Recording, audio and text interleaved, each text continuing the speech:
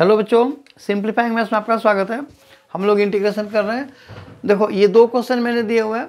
अब ये दो है कि ये देखो चेन फॉर्म में है, लेकिन मैंने पहले भी बताया हुआ है कि अगर चेन फॉर्म में है लेकिन अगर उसका एंटी डेरिवेटिव अवेलेबल है तो चेन से कोई मतलब नहीं है। जैसे integral of sec square x, ठीक है ना। देखो पावर 2 की वजह से चेन बना ना, क्योंकि पावर के अंदर ये x नहीं है, सेक एक्स है या tan x है या साइन स्क्वायर एक्स है, ठीक है ना।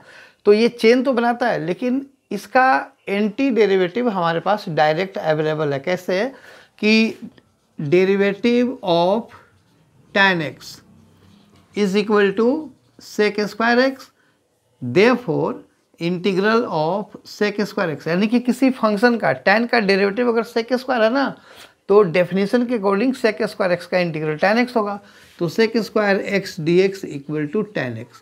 तो इसमें क्या होता है कि अगर डायरेक्ट है तो उसको हम बोलते हैं एंटी डेरिवेटिव, लेकिन सेम चीज़ इसमें और इसमें अवेलेबल नहीं है, या tan स्क्वायर में भी अवेलेबल नहीं है। तो हमें क्या करना होता है, हमें इनको ऐसे फॉर्म में लिखना होता है जो इंटीग्रेबल हो। जैसे तुम्हें ये पता है कि 1 माइनस कॉस थीटा, इधर लिख देता हूँ, since 1 minus cos theta equal to 2 sine square theta by 2 implies, यहाँ से देखो sine square theta by 2 equal to 1 minus cos theta by 2, ठीक है। And similarly 1 plus cos theta, similarly 1 plus cos theta equal to 2 cos square of theta by 2, मतलब plus में cos होता है। So this implies cos square theta by 2 equal to 1 plus cos theta whole by 2।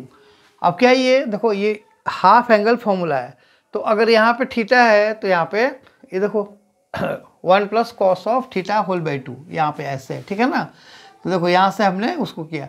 तो अगर therefore integral of sine square x d x, इधर देखो ये cos square theta by 2 है, यहाँ पे थीटा बाई 2 है तो यहाँ पे थीटा है।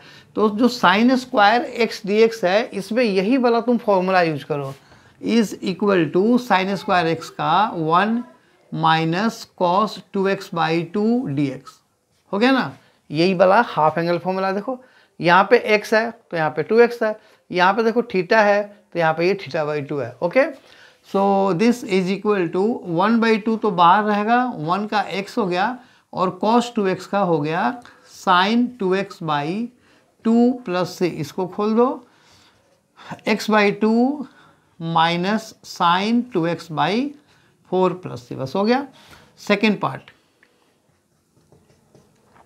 I is equal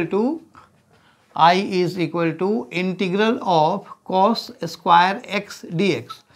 तो क्या बनेगा ये देखो, cos स्क्वायर x, अगर यहाँ पे देखो, यहाँ पे cos का theta by 2 1 plus cos theta, यानी कि एंगल डबल हो जाता है। तो ये हो जाएगा 1 plus cos 2x by 2 dx, 1 by 2 into ये 1 का x हो गया और cos 2x का क्या हो जाएगा, साइन 2x बाई 2, ठीक है।